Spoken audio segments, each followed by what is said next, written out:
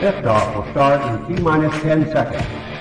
10, 9, 8, 7, 6, 5, 4, 3, 2, 1. We have ignition. It's time! 17 seconds from Game 7 or from championship number 6. Jordan open. Chicago with the lead. Harper got a piece of it. It comes off. The Chicago Bulls have won their 6th NBA championship. Tying run at second, 2 out. Palmero over the head of Jenks. Uribe charges, throws, out! And the White Sox have won the World Series. To the far side around the 8-yard line to Hester. Under it and to the middle with the 15 to the 20, breaks free of the 25 to the 30, to the outside, 40, midfield, 40, 30 to the coast, 20, 15, Hester 5. Oh! Touchdown!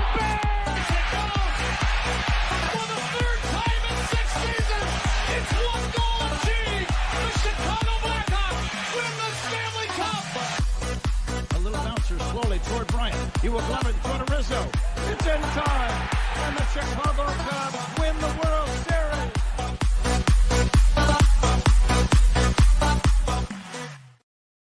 What up, what up, what up? Welcome to Shawn and Maya in the morning on this House Music Monday edition. I'm your boy, the SuperBack, Shawn Sierra. Thanks for tuning in. Listen, if you're watching us on Facebook Live, well, then I guess you found us on Facebook. And if you're not following us on Facebook, what? Listen, go to Facebook, type in Sports Zone Chicago, click the like button, and now you're following Sports Zone Chicago. Simple. But wait, there's more. Go to the show's page. Go to Shawn and Maya as well. Like that page as well. So not only will you be following Sports Zone Chicago, but you'll be following my show's page, Shawn Maya in the morning. I love it. This is crazy. Guys, if you're watching us on our YouTube channel, excellent. And if you're not subscribed to our YouTube channel, for real, listen, go to YouTube, type in Sports Zone Chicago, click the subscribe button, but also click the notification button. That is the little bell right next to the subscribe button, okay? That's the little bell, and that'll let you know anytime a show from Sports Zone Chicago is going live. Get it? Got it? Good. Now, if you're watching us on our mobile app, and wait, don't even tell me that you didn't know we had our mobile app. Come on. What are you doing? Listen, we have our own mobile app. So here's what you do. Wherever you get your apps from. It doesn't matter where you get your apps from, all right? Just go there. You type in Sports Zone Chicago, all right? And I don't care if it's iTunes, Google Play, Amazon, Walmart, Kmart, 7-Eleven, Zayre, Zemsky, Macy, Montgomery Ward, Venture, Woolworth. I don't care. Just go there, type in Sports Zone Chicago. You download it. You take us with you on the go. So not only do you get Shawn and Maya in the morning 3 days a week, not only do you get our other live shows throughout the week, not only are they archived there like they are on Facebook and YouTube, but I'll tell you what, we give you a slew. And I mean a slew of articles. Thank you, Clarence Council III. Big up to Clarence for keeping you abreast of all articles Chicago sports related. Now, if you're watching this on our Roku channel, I like that kind of party, baby. Yeah. Man, if you don't know, you better ask somebody. We have our own Roku channel. All right, Sports Zone Chicago we have our own Roku channel. So do me a favor. Download Sports Zone Chicago's channel, okay, right to your Roku television in the house. If you have 4 of them, download all 4 of them. Just do us that's solid. Do us a favor, guy. All right? Listen, put it right next to Netflix, Hulu, Max, Prime, Disney Plus, Paramount Plus, Stars, Showtime. Do it. All right? And you can watch this on the big screen. Hell, we're on the big screen, right? Mickey, Ficky, now. Now you can also tweet the show. You can tweet us at Sports Zone Shy, the CHI, at Sports Zone Shy. Now, if you want to follow me, just me, personally online, you want to know what I did? Well, let me tell you what I did. You want to know what I did? Here's what I did. I made it nice and easy for you folks. Nice and easy. One handle for Facebook, Twitter, Instagram, Snapchat, and TikTok. All one handle at the Shawn Sierra. If you want to follow my lovely co-host, Maya Akai, you can follow her on Facebook and Twitter at the Sports Chica. If you want to follow her on Instagram because you're an IG and you do it just for the gram, well, just follow her at Maya_Akai. It's MAYA_AKAI. Man, we have a phenomenal show, but I need you to get interactive with us today. So listen, whatever platform you're watching us on, whether it's Facebook, whether it's YouTube, whether it's our mobile app, leave a question or comment on the platform. It'll come up here in the thread. All right, we'll get it up here on the screen. We'll incorporate it into the show. And that, my peoples, to all my peoples in the struggle, that is the reason this is the best morning Chicago sports talk show around, and that's you. All right? So bring them all, baby. We want all the smoke, all the questions, comments, smart-ass remarks, because ain't nobody scared over here. You know what The Rock said, baby. Don't sing it. Just bring it. Let's see, man. We are jumping in the chat like a son of a gun this morning, baby. I love it. I love it. Mark Kazak, good morning, Papa. How are you? Thanks for tuning in. You said you called me on Nomad last night. Excellent. Excellent. Excellent. Thank you, sir. I appreciate it.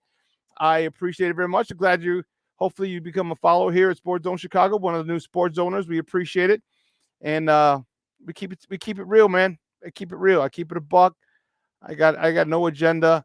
I have my preferences, what I see, what I think is the best in my opinion, but I'm not trying to convince anybody. I'm just giving you most of the facts and the things that I know from my experience as a player. I played for 30 years, and as a coach, I coached for 15, 16 seasons. So I got a lot of football in me. All right. I got a lot of football in me. Cornelius, what up? He's back in the Mickey Ficky house. What up? The tea leaves are saying something, baby, and I like them. I like them a lot. Levette Lee, good morning, Ma. Thank you for tuning in on this House Music Monday. That's what I'm talking about. Let's see. Excuse me. My man Armando Emeterio, Lara Jr. My man Junior's in the house. What up, Baba? And just for those of you who aren't sure, Junior was he blocked from me for like 4 years, 5 seasons. We were with the Chargers. Man, that's my dude right there, Armando. I love it. I love it. Jason, what's up, buddy? Good morning. Thanks for tuning in. Appreciate you. Appreciate you. What? Oh my God. Mr. Shorty's in the Mickey Ficky house. Mr. Shorty, what's up, Papa? Thanks for tuning in. You can't chat, but I'm listening. Hey, I appreciate it, baby. I appreciate it. That's what I'm talking about. That's loyalty, man. You like what you hear, you know what? You're like, bump it. I'm gonna leave it on at work.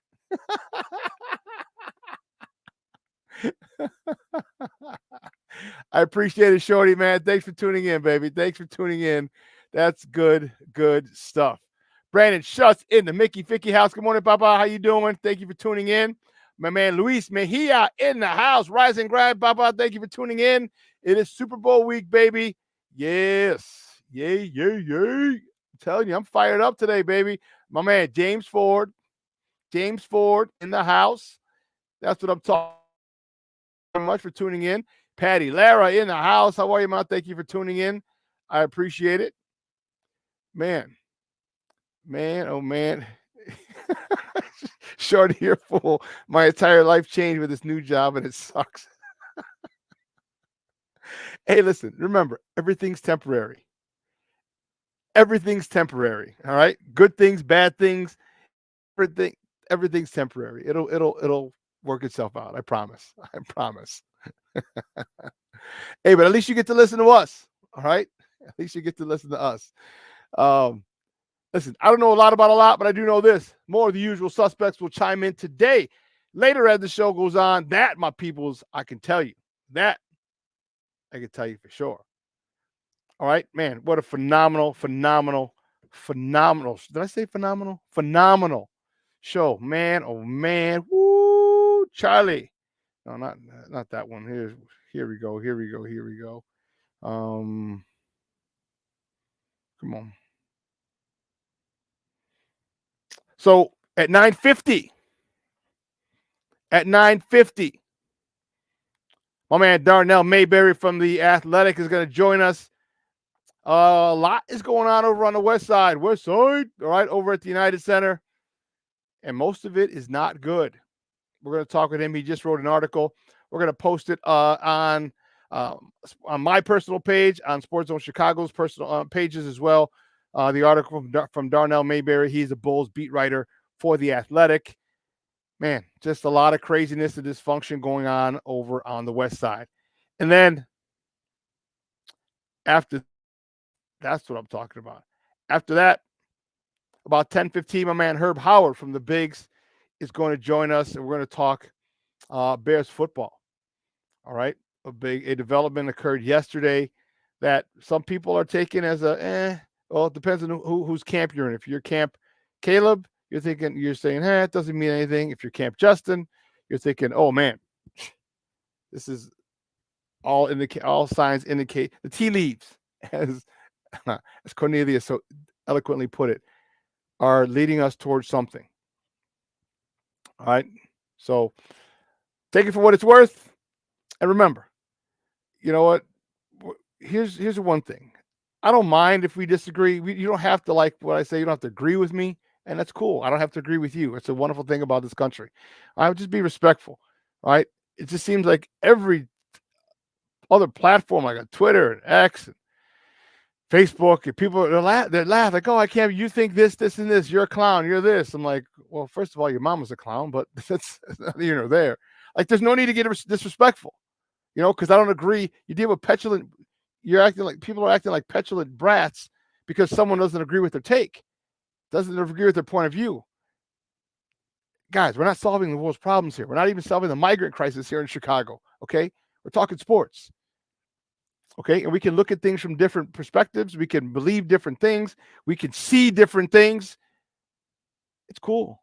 It really is. It's really cool because in the big scheme of things, it really, really, really, really doesn't matter. All right. So let's not get crazy and start calling people. And my people usually don't. They don't. All right. But I just know that a couple people, I was on Nomad's show last night, and a couple people came in there and just started calling people names and stuff like that. Like, come on, bro. Like, really? Is that serious? Where you got to come in and call people names? Because they don't agree with your point of view?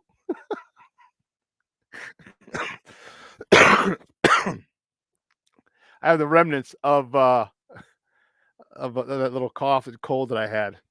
Jason, you're right, baby. You're right. We can only go with what polls does. It's getting nasty as about another person's view is a bit, not a bit, it's quite childish. But you have those people, whatever. If that's your life, cool. You don't got to bring that negativity, that negative bullshit over here. Trolls are real sensitive. I was earlier today. They're saying, I was just like, okay, cool. And here's the thing. I try to be nice. All right. I'm like, cool. That's your opinion. I respect it. I just don't agree with it. Well, what makes you think you saw Justin for 3 years? What makes you think he's the guy? He's not the guy. Okay. That's your opinion. I respect it. I don't agree with it. That's it. We can go on about our day. All right. Our day, our week, our month, our year. All right. You don't have to agree with me, and I don't have to agree with you. But you're not going to convince me with my eye, the football. I've had so many seasons of football under my belt. I'm going to see the way I see him. And most likely, I don't care who says it.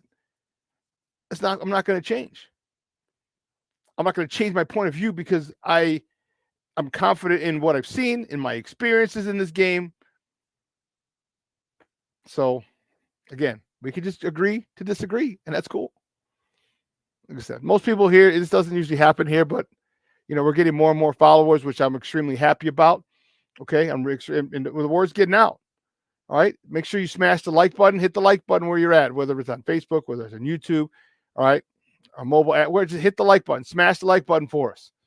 Okay, people get mad when you don't entertain them just because someone invites you to a fight doesn't mean you have to accept the invitation. I try and keep it above board. Hey, you know what? Have a great day. I disagree with you. But people want to, I don't know. I don't know. People love it.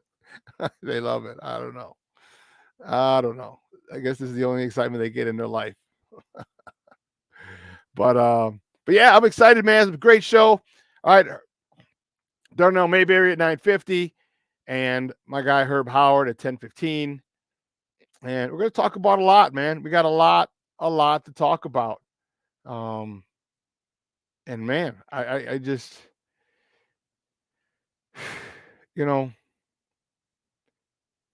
with all that there is to talk about, where are you going? Not that one. Not that one. Wow, there's a lot of stuff that I didn't delete. Silly me. Silly me. Damn, that's crazy. Here we go. Here we go. All right. Well, listen, guys. You know how we do.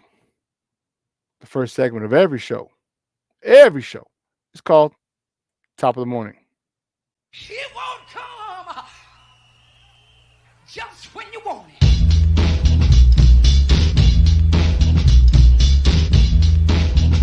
Top of the morning to you. Top of the morning to you. Top of the morning to you. Let's see, which way do we go? First top of the morning topic. Let's start with my crappy White Sox. The White Sox, I'm telling you, they're just a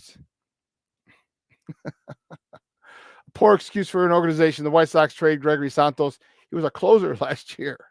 All right, to Seattle for prospects, right-handed pitcher, Prelander Baroa. Okay. And then also outfielder Zach Del Roche. Now we're gonna have to go find another ninth inning guy. I don't know how many times we're gonna be in the lead. In ninth inning, we're gonna need a closer. Okay, I don't know how many times. I don't anticipate it being a lot. Okay, but what are you gonna do? You know, what are you gonna do? You know, this organization just continues to suck the life out of you. All right, we've heard about the Dylan Cease. The attempts to trade Dylan Cease. All right, the gutting, the Tim Anderson being gone. All right, they're not going to trade Luis Robert. They can't get rid of Yoel Moncada and his contract. They can't get rid of Eloy Jimenez. Yeah, it's a shit show. All right, so you know what? Let's stay with it. Next top of the morning topic: the White Sox also traded right-handed pitcher prospect Christian Mena. All right, to the Arizona Diamondbacks for outfield prospect Dominic Fletcher. What they're doing is they're trying to find somebody for right field. This is what it is. Apparently, Oscar Colas is not the answer, and maybe he's going to be in the mix as well. But they're trying to find a right fielder. All right, we got Benintendi for left. We got Lubov in center. We need a right fielder, and they're just taking as many swings as as many bites of the apple as they can, trying to bring in a whole bunch of different outfield prospects. I don't even know. Shawn and Greg, we both don't like what the White Sox are doing. And it's a shame. It's a shame. All right. Our window closed before it even opened. All right. Some horrible personnel moves, decision moves, managerial moves. No one to hold these players accountable. My White Sox have they've gone to hell in a handbasket. And they've gone to hell in a handbasket, and that's a shame because I love baseball. It's probably my third favorite sport, but I do love it in the summer because tickets are easy to get. I mean, very rarely are games sold out. I mean, that's just across MLB unless you're Yankee Stadium, or Dodgers. But tickets are easy to get, and it's a nice chill 2.5 hours. All right, 3 hours if you tailgate, 3.5 hours if you tailgate. You know what I mean? It's a nice time to catch up with friends, talk. You know what? It's a great time.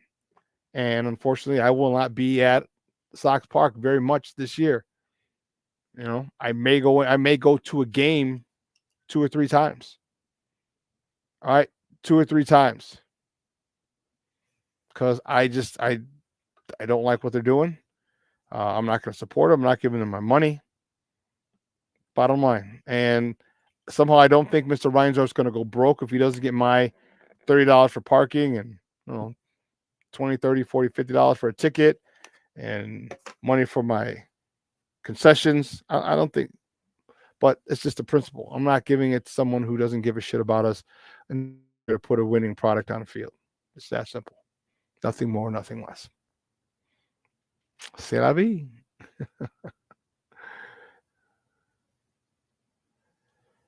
Russell, good morning, Papa. How are we doing? Listen, they're not having a press conference till after the Super Bowl. Nope. They don't want the new coaches. They don't want them being bombarded with questions about Justin and Caleb and all these other things, and they're not. That's why they haven't had it. That's why they haven't had it. So, yeah.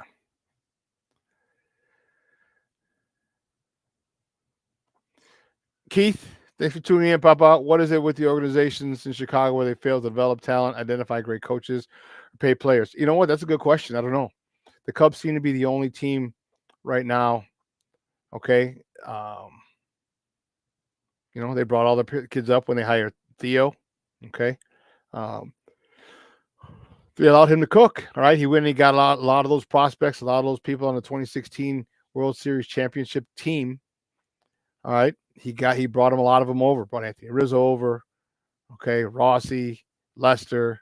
All right. Baez. He brought him over, brought him up. Okay. And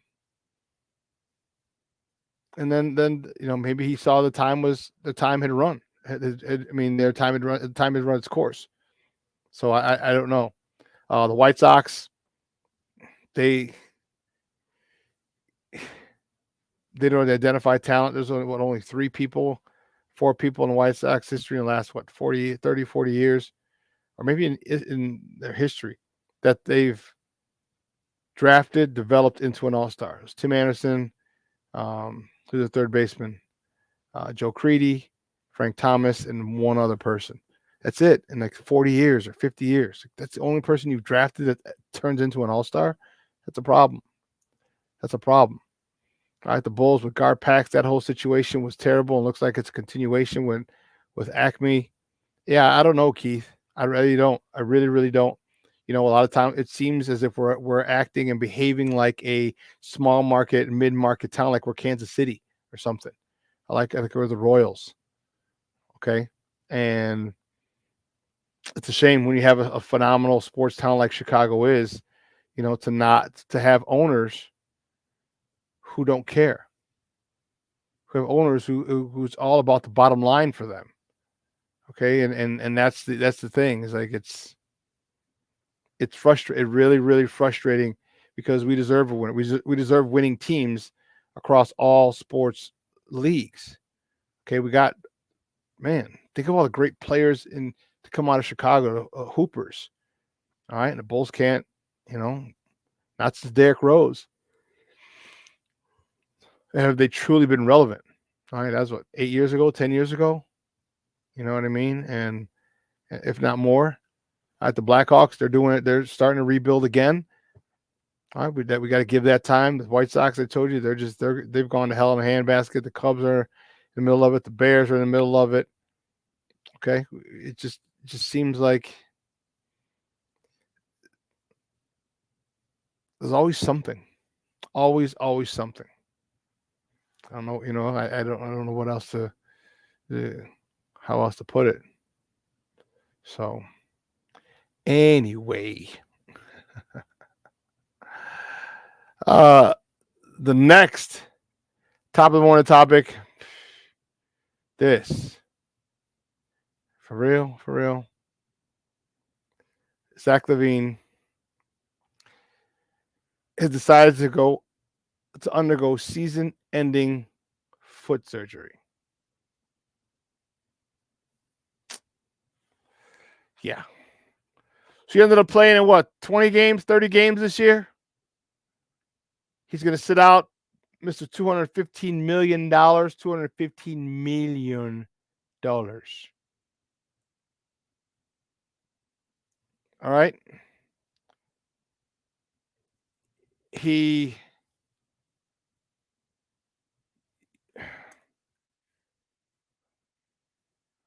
don't know. I think it was a ploy from, he's with Clutch Sports now. I think it was a ploy. Say, okay, fine. I'm tired of all this trade talk. We'll just have season-ending surgery, which made it impossible for the Bulls to trade him. It's going to make it very difficult in the offseason. No one's going to know, no one's going to know what his foot is like. Is he back at 100%? Is he 80%? 90? You know what I mean? So no one's going to trade him. So you got to wait till next year's trade deadline. So now we have another season with Zach.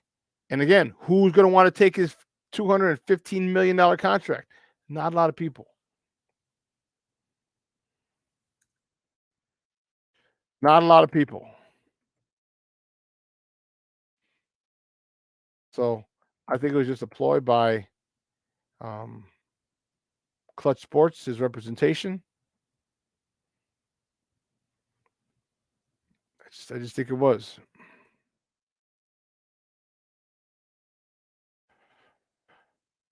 So I don't know. This is what I'm talking about. There's just a lot of craziness going on here in Chicago sports, and it sucks. It sucks. You know, it sucks. There's just we should be talking. We should be moving from season to season to season. Okay, with good teams. You know.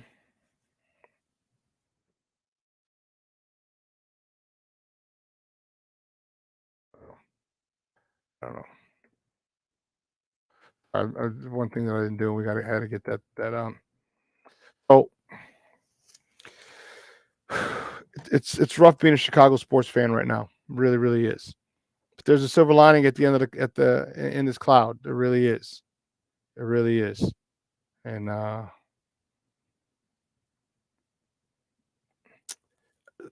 Mark, the thing about Lonzo, he's back, so he should be ready by next season, is what they said. He's going to miss the rest of this season, so he should be back by next season.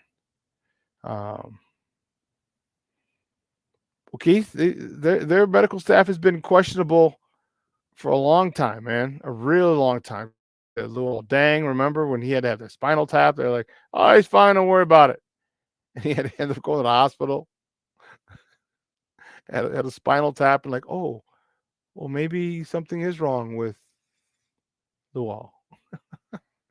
The constant, the stuff with Joakim, and yeah, maybe.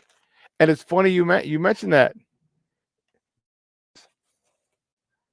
on the back of the Sun Times today. It's Croc and Bull story, and they're talking about in the article.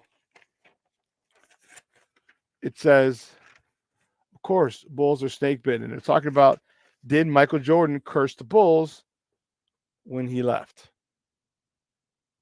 It's a good question. It's a very good question. One I don't know.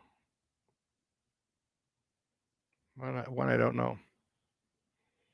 Well, listen, let's take a quick break. All right, let's take a quick break. On the other side of the break, we have more top of the morning topics.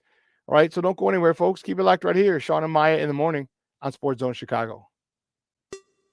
Hey, it's your boy, the SuperBack, Shawn Sierra, and be sure to follow Sports Zone Chicago on all social media platforms, on Facebook, Instagram, and our Roku channel. You can find us at Sports Zone Chicago, and on Twitter, we are at Sports Zone Shy. Also, be sure to download our mobile app so you can take Sports Zone Chicago with you on the go.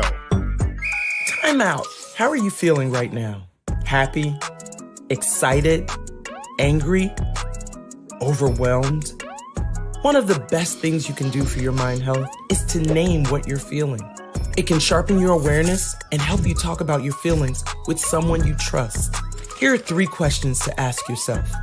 Where are your thoughts right now? In the past, the present, the future? Do you notice any sensations in your body? Is your heart beating fast? Is there a flutter in your stomach? Or are you fully relaxed? What do you need right now? Time with others? Time to yourself? Remember, there's power in this awareness. So find ways to identify what you're feeling today.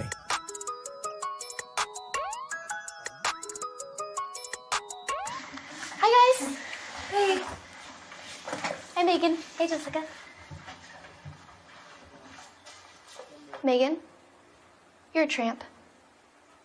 Brian Fitch told me you guys made out. Everybody knows. He said your breath smells like garbage. And he almost puked. He says you're the most desperate girl he knows, besides your mom. How many boyfriends does she have anyway? Lots? Your makeup makes you look like a clown. That zit is huge, zit face. Ugly.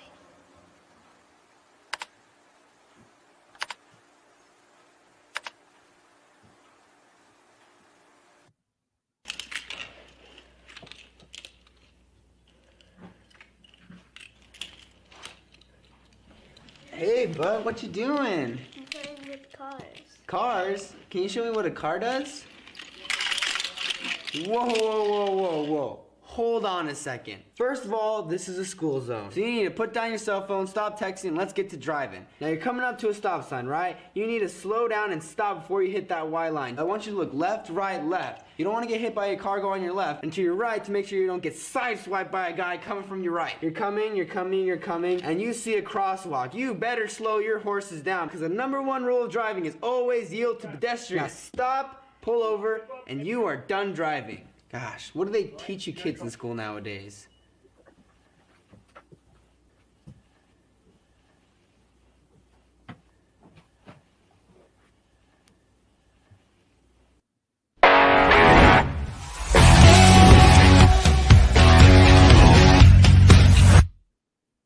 There's some concerns here that Dad's a little too involved. Now, dads are very, very involved in high school and college quarterbacking.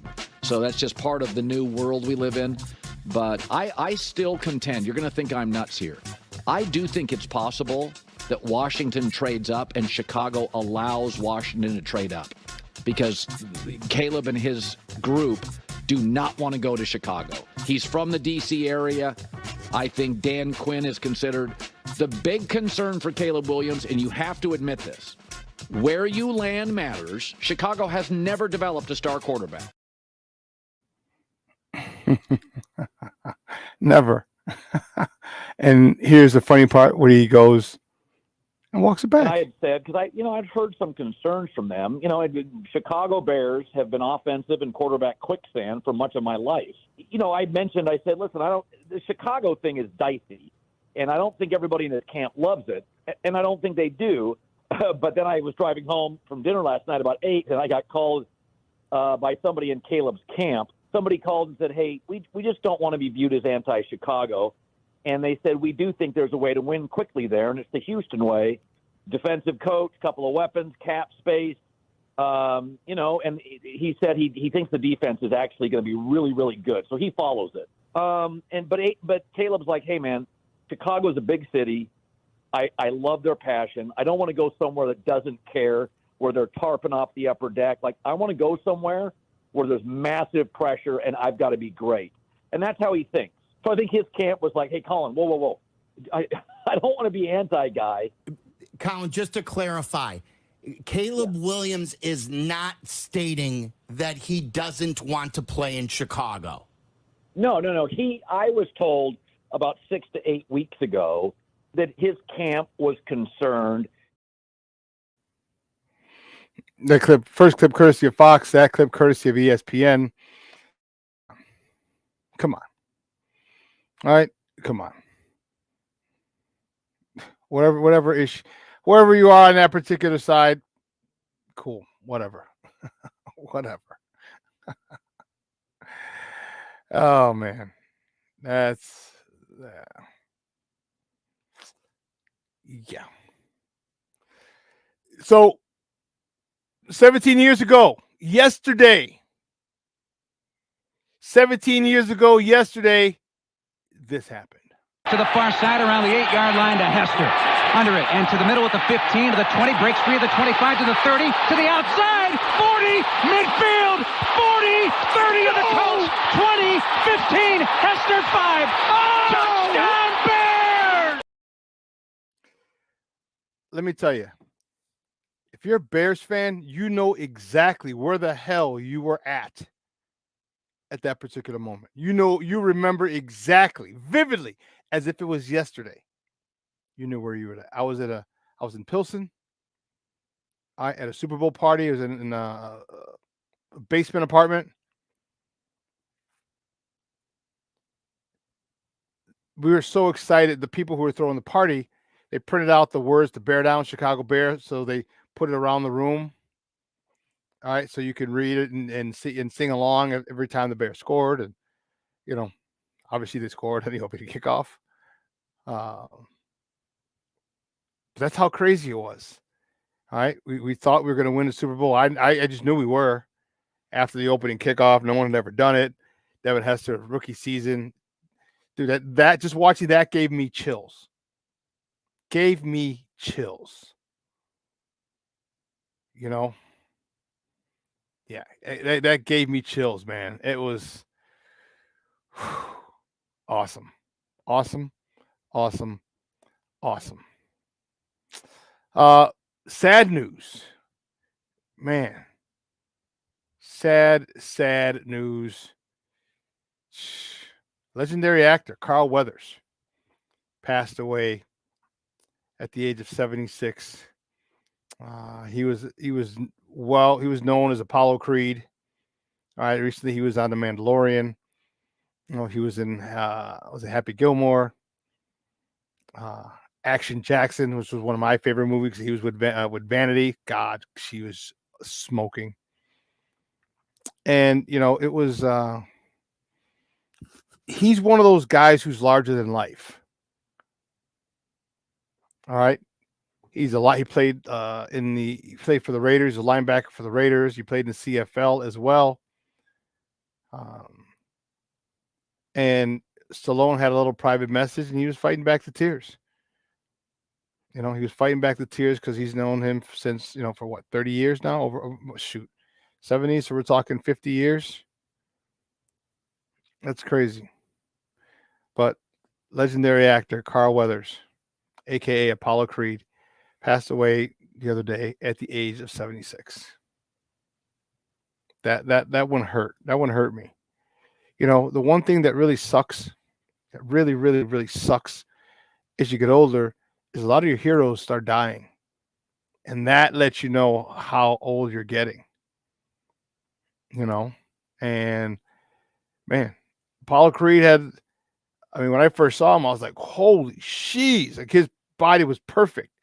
I mean, just cut, you know, and obviously they glistened it up with, you know, oil or something for the movie. But man, his physique was unbelievable.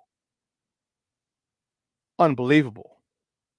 You know, and it was yeah, it was a blow when I heard that. It was a blow. And that hurt. That hurt big time. I didn't want to talk about this, but Patrick Mahomes Sr. There's his mugshot. Patrick Mahomes Sr. Yes, that's Patrick Mahomes, quarterback of the Super Bowl champion Kansas City Chiefs. His dad was arrested. All right. Saturday in Texas in charge of driving while intoxicated, according to, you know, online jail records. He's my age. He's 50. Oh, he's 53. He's facing a charge of driving while intoxicated, third or more. He was released from jail on Sunday. The charge is a third-degree felony, and by Texas law carries a sentence of up to 10 years in prison if he's convicted. According to Us Magazine, okay, this was the sixth time Mahomes has been arrested for the offense.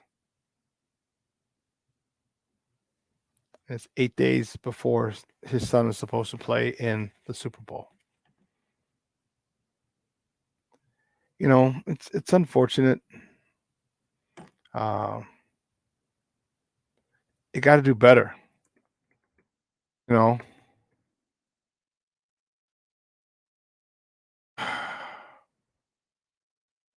got to do better. It sucks when you got money. Your son just signed $500 million deal. Take a damn Uber. Get a car. You know what I mean? Uh,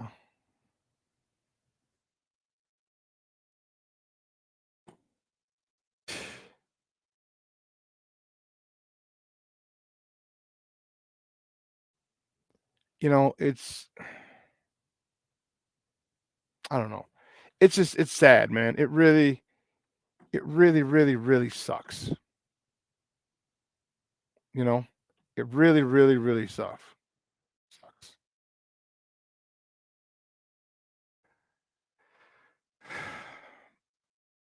I don't even want to talk about it anymore.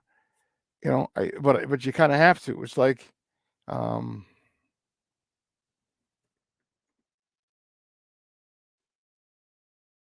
why would you do that to embarrass your son?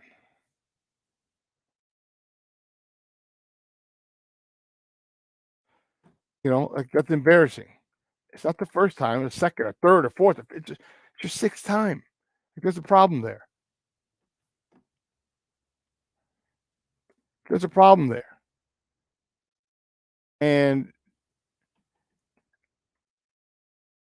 he's got to get help. He has to. He's got to get help. All right, because you don't know. I mean, what if he hits someone and kills somebody? You know what I mean?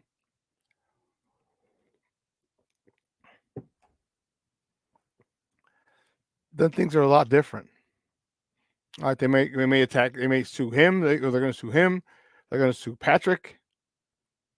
Like all this stuff. Like when you're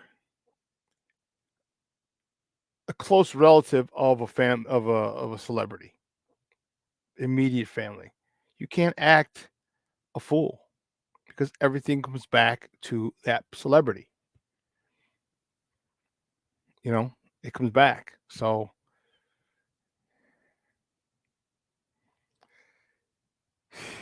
yeah. Well, next top of the morning topic, and this is the one that kind of got everything going. Cliff Kingsbury. According to Adam Schefter, the Washington Commanders are hiring Cliff Kingsbury as their new offensive coordinator. This is from Adam Schefter's account. This is what got the whole thing started yesterday with Caleb Lovers versus Justin Fields aficionados. The Caleb cultists, and they call them the Fields boys or whatever. This has been the most polarizing situation I've ever seen as a Bear fan. This is worse than Sox Cubs. Worse. Okay. Cliff Kingsbury was hired as the offensive coordinator. He backed out of the job of the same position with the Las Vegas Raiders. He takes it. He goes to interviews Washington, gets offered that job, takes that job. They're hiring him. Leads to speculation that Washington's going to trade up for Caleb. He was on USC staff. I don't know exactly how much interaction he had with him. He was an offensive consultant. And you could look at it as any way you want. Whatever side of the fence you're on. If you're Team Justin, you're thinking, okay, well, now he's, Washington's making a move to go after Caleb Williams. If you're a Caleb guy, you're like, it doesn't mean anything. Bears are still going to take Caleb Williams. Yeah, I tend to believe that it has some meaning. I tend to believe that they are trying to get, and I've said it to you before, and here's what I need you guys to understand. All right, people, to stop thinking and they're playing checkers and realize this is a chess match. Okay? The Bear, I'm telling you, I don't even think the Bears have a choice. They're not getting Caleb, in my opinion. And here's why. I've explained it to you, but some people, we got a lot of new people on here, and it's about money. You realize this is entertainment.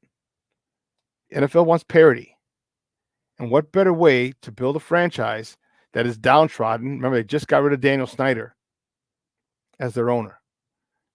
What better way to put asses in the seats for the new ownership group, which is partnered with, which includes Magic Johnson, than bringing the hometown kid home? All right, the fact that he's a generational quarterback, okay? Think of how many people are in the DMV area and are going to want to see this kid. Think of all the people who are in the DMV area who saw this kid grow up. He went to Gonzaga High School. My college teammate, great friend of mine, was his coach. For him to come back, right, his story writes itself. The story writes itself. You know, it writes itself. And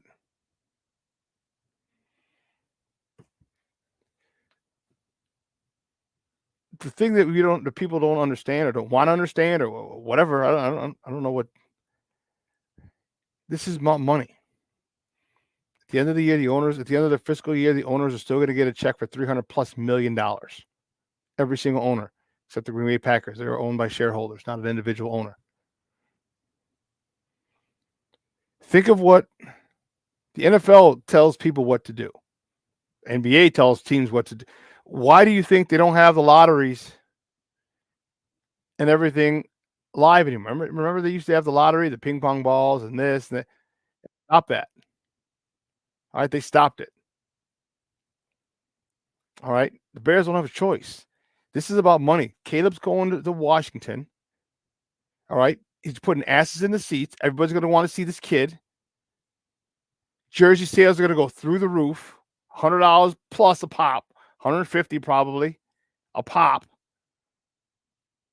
It makes sense for this new ownership group in Washington. Now, if I'm wrong, I'm wrong. I'll eat crow. I don't have no problem with it. Put a little lemon pepper on it. We'll fry it hard. Give me some Sprite, and we're good. But just follow the money. It makes a lot more sense for Caleb to go to Washington, the place he's from, and revive that franchise. It just makes too much sense. Believe it or not, you may, again, don't think small. Don't think checkers. This is chess. And for the NFL, it's about millions and millions of dollars. Anyway, speaking of millions of dollars and people who would love to play checkers, my Bulls. Actually, they just don't give a damn. They don't even play check. They just don't care about us.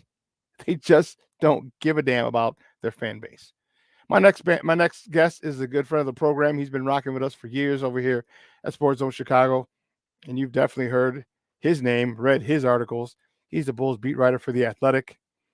You can find him on Twitter at Darnell Mayberry. Guys, let's welcome back to Shawn and Maya, our man Darnell Mayberry. Darnell, what's up, Papa? Good morning.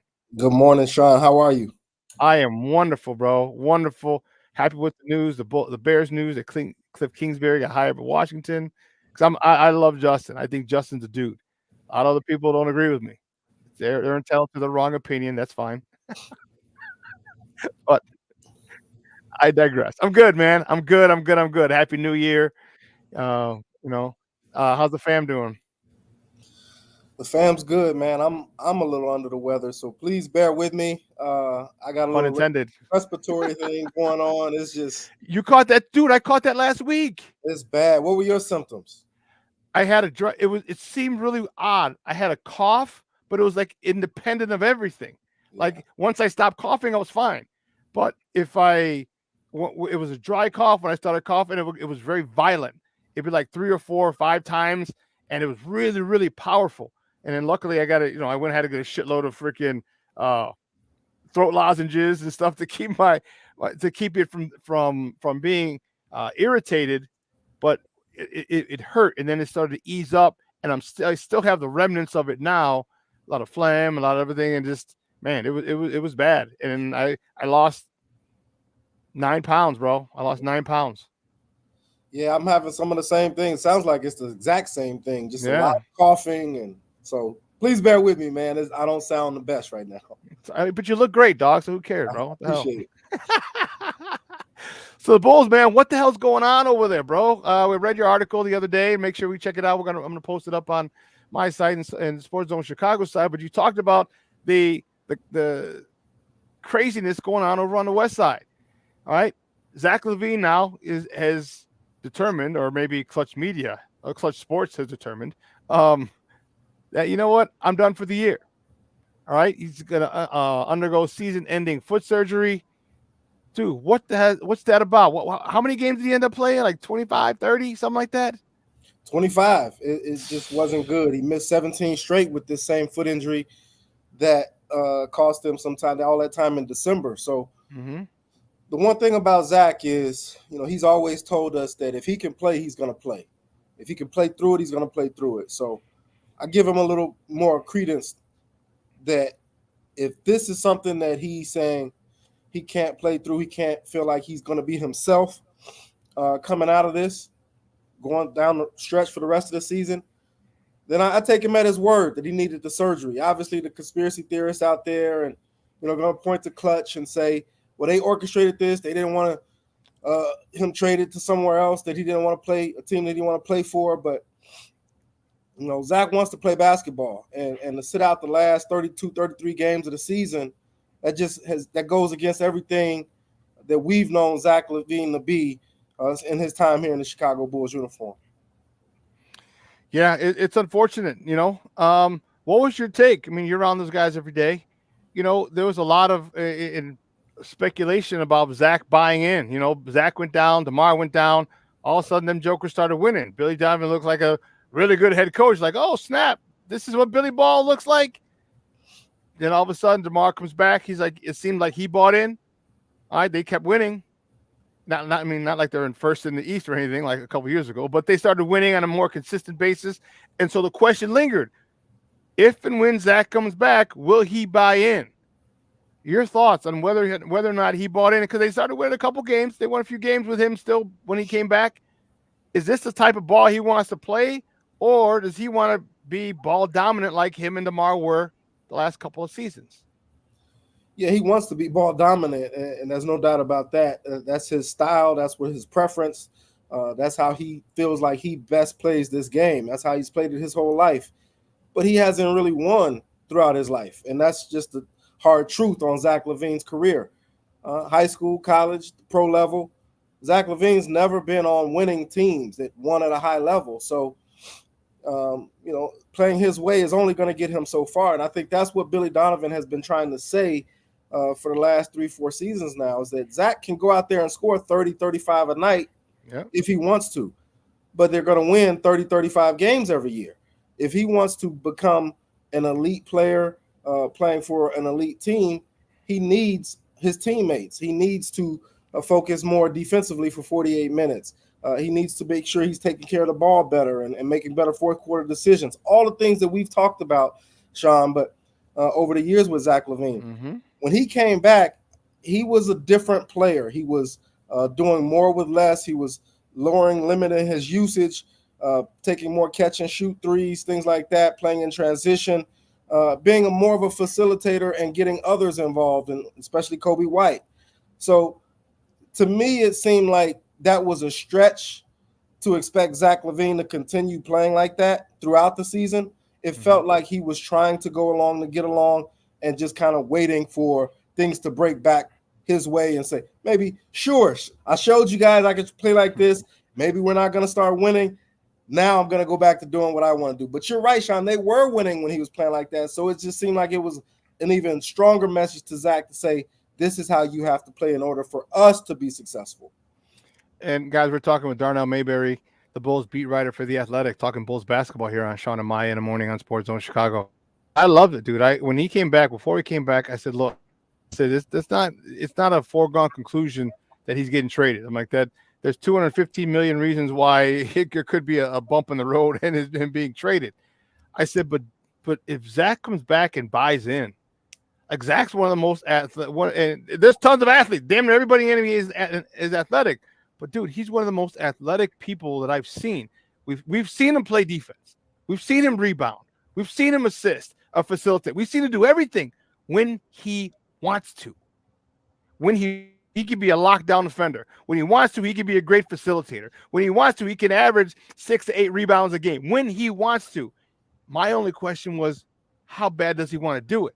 And I said, because if you get Zach back who buys in, that's one hell of an addition the Bulls would have gotten back, okay, which they did for a while. A guy who buys in, who's in transition. Dude, he's one of the best catch and shoot three-point shooters in the league. Why wouldn't he want to do something? Continue to say, hey, I'm making 215. I'm scoring this way. Why not continue scoring that way? It just didn't make sense to me why he would. why he would deviate from something that he's so good at. You think that's part of his representation? He's part of him just being a hardhead youngster. Why do you think that he's deviated from something that he's so good at? Let me maybe use a Bears reference for you. Let's go back to your man Justin Fields. The guy is mobile. He's agile. It'd be like saying, let's limit Justin Fields to the pocket. Justin Fields will look like, come on, man, why would you want me to be a pocket passer and I can get out the pocket and make plays? Zach LaVine saying, I can get out of the pocket and make plays, but you want to limit and confine me to the pocket. I can understand why Zach LaVine is saying, that's not my game. I like to roll out. I like to make things happen. But that's not best for the Bulls. It's clearly not what's best for the Bulls. So you have a player who feels like he thrives playing a certain way or a certain style, but the team clearly thrives when he's not playing that style. So it's a little bit of a disagreement or disconnect. Conflict of styles. Yeah, disconnect, bro. Philosophies is what it is. And so the Bulls have to figure out a way to get Zach LaVine healthy, first of all, and then secondly, get on the same page with him and say, regardless of what you've been in your career, this is how we need to play moving forward in order for the franchise to be successful. And if that's not possible, then it's time to trade him and not even care about what you get back. Just cut your losses and try to dump the salary. He's got 3 years and $138 million left on his contract after this season. And that's a lot of money for a guy who's made it clear that he's open to playing somewhere else. It's a soft trade request. And so if that's how he's feeling, then at some point you just need to cut bait and not worry about the haul that you're trying to get back. Yeah, I mean, and there are rumors, all right? There are rumors that were confirmed that he was out. I mean, because he had the inflammation for 6 weeks. I was like, damn, dude. I see people with pumpkin heads come back fast. Inflammation going down sooner than 6 weeks, dog.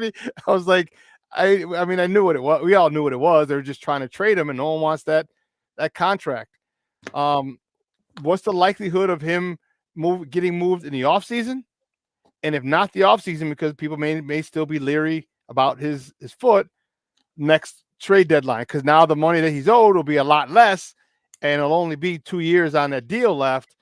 What's the likelihood of him getting moved at the trade deadline next year?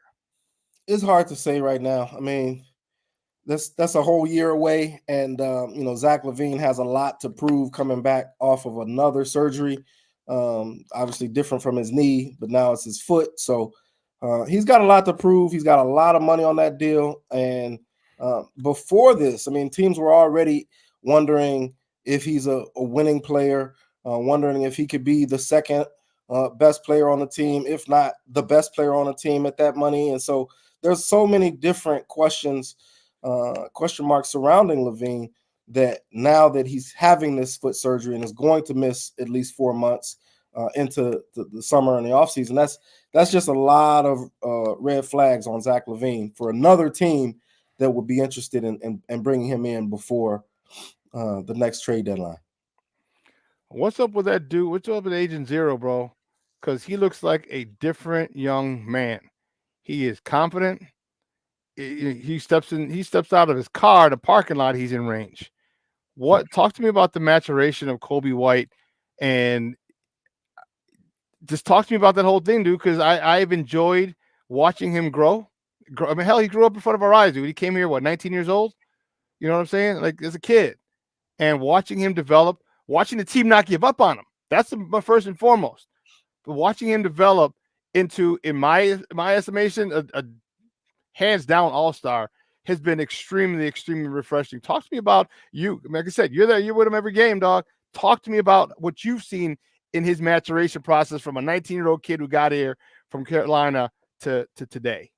Yeah, his resiliency is what stands out to me the most. The team didn't give up on him, but they sure tried to trade and draft over him, a lot, bringing in so many different guys, Tomas Satoransky, Javon Carter, Ayo Dosunmu. I mean, all of these guys have been brought in, Goran Dragic, when you had Kobe White sitting right there the whole time. So it's not like the Bulls saw this coming. I mean, they went out and got guard after guard to try to come in here and play minutes that Kobe White probably should have been playing all along in terms of accelerating his development. And so he was able to withstand all of those different things, being in the starting lineup, being out of the starting lineup, having the ball in his hands, playing off the ball at the 2, sometimes the 3. So he's been through a lot in his 5 seasons in Chicago. And I'm right there with you, Shawn. It's really fun to see him break out this season and really continue to develop. You can see that after what he's putting together this season, next year, we're going to expect an even bigger jump from him.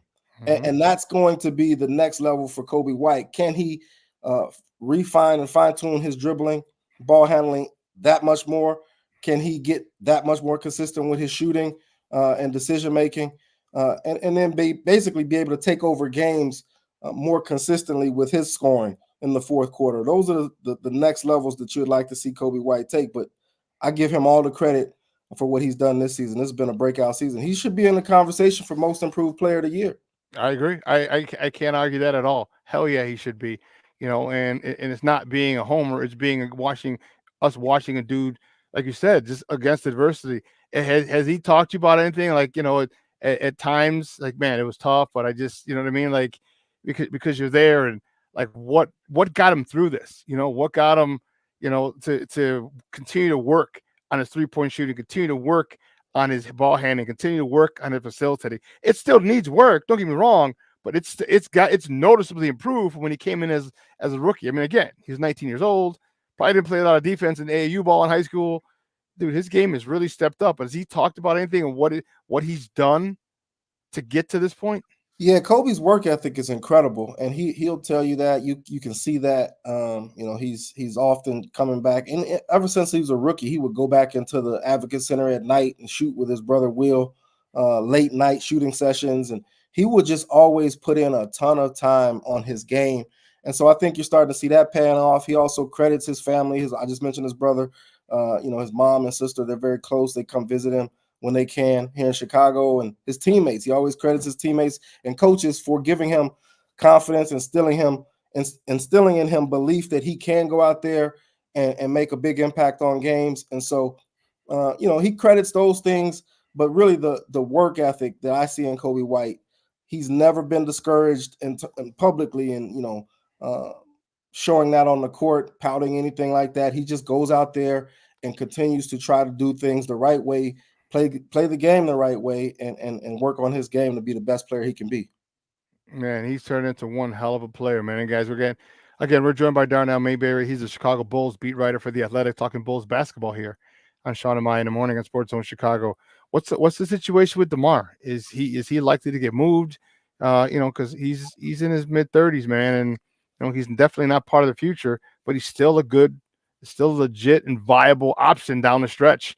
Maybe not as much as the last couple of years, but he's still a viable option. What do you think the Bulls are planning to do with him as the deadline approaches this week? Yeah, it would be sort of surprising if the Bulls re-signed DeMar DeRozan this offseason, given where they are now. And it doesn't look like they're going to be a championship contender anytime soon. So, and I wrote this in the article at The Athletic, why re-sign him? He's going to be, I think, 35 in August. 35. Yep. And that's going to be a pretty hefty contract, probably at least 2 years. I know DeMar DeRozan has been reported by The Athletic, Shams Charania, that they want a longer deal than 2 years, DeMar DeRozan's side. So what do you want, 10 years? I'm at 35. If you want 3-4 years, the Bulls got to be asking themselves for what? And so DeMar's been a great ambassador here. He's been an all-star here. He's put the franchise on his back here. He's moved into the background a little to try to defer to Zach and Kobe and at times Vooch. So he's done everything that you can ask of him. Obviously, people would like to see him be more consistent defensively, maybe pass a little bit more, especially in crunch time. Those are all things that you can work on. But you've got a star player here in Chicago that's been a great ambassador for your franchise, and that's been worth. DeMar has earned his contract here in Chicago. That definitely goes a long way. You're right. It would be hard for him to earn a second contract and to be worth what a second contract would be offered for him. So the thing of me is, if you can dedicate those resources elsewhere, then you're thinking strategically. Then you're playing chess, not checkers. But the fact that DeMar is turning 35, I just don't see a long-term future for him in Chicago. So I'm going to be interested in seeing what the Bulls do before Thursday to see if they can move him to maybe a contender that wants that expiring contract and take a chance to try to win a championship with DeRozan. Get off of him, get some assets, get some long-term chips that you can build around, and move on from that asset. Sell high while you can. Don't make the same mistake that you just did with Zach LaVine. Talk to me about Io before we let you go. Talk to me about Io. I'm still a little concerned with him. Like I to me, it seems like he's kind of in limbo. Like he hasn't, in my opinion, taken that step that we wanted him to take. But they, and he was older coming out of school, so it's not like we had him at 19 years old. All right, he stayed at Illinois for 3 years, so I expected him to be a little further along. He still seems kind of lost out there. Is that just me, or does he have a defined role, or how comfortable is he with this team this year? Yeah, I mean, I think you bring up an interesting question about his role and his comfort playing the role he's been asked to play. But I do push back on the, he's not making an impact. He's going out there. I think he's having a nice bounce back season from last year, and that's been good to see in Io that he can put behind a disappointing season last year and come back better. I do like the way that he's just attacking the rim. I like the way he's finishing a lot of times when he gets there. His three-point shot is getting more consistent, I think. He's looking more comfortable with that. So he's doing some good things. And obviously, defensively, you can always count on Io to give you all he's got on that end of the floor as well. So I like the bounce-back season he's having. The role is – like he's just kind of like a utility player at this point. And I think he can be a little bit more than that. But on this roster, with the guys that are in front of him, I think without Zach LaVine, that's going to open up a lot more opportunities for Io. So these last 31, 32 games, whatever it is, I'm curious to see how Io takes advantage of this moment because there's a big opportunity for him without Zach LaVine in the lineup. I hope so, man. I do like Io, and that is me just being a homer, dude. He is Southside kid, my guy Lance who hosts, What's Up Cuz, was his coach, and you just always want to see, good families and good people succeed, and even if it's not here, as long as he does it, if he's a 10-year vet, dude, I'm happy. I mean, he shouldn't have any, what I'm saying? Like he's set. He won the game of life. You know what I mean? So I just wish him the best, and I really hope he finds a role and he settles in. Because as well as I do, like it doesn't matter what your role is, just give me your role. Because players will adapt to the role that they're given. All right, don't ask, you know what I'm saying? And you give him a role that he can adapt to, that he can fit into. Man, he's gonna morph into what that role needs, and I just hope he's getting. Very last question before we let you go, Papa. I appreciate it, especially under the weather, man. I can tell you're a gamer, bro. You're a gamer. Just like me, because I'm under the weather, don't matter. I got to be on, dog. I got to be on now. Alex Caruso, what about him? Is he going to stick around? Because he's carrying some value. The Olympic team wants him. LeBron wants him over there. I know he's sad he left the Lakers, but what's the situation with AC? I love his style of play, but he could be very valuable to a contender.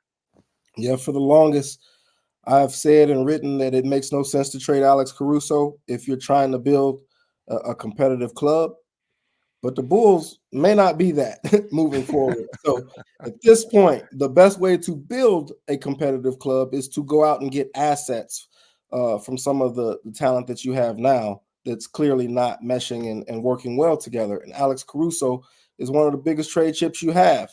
Team-friendly contract right at $10 million at the end of his contract next season. I would, if I'm Arturas Karnisovas, I'm calling the Lakers and I'm making Alex Caruso available, and I'm taking the most that they are willing to offer me.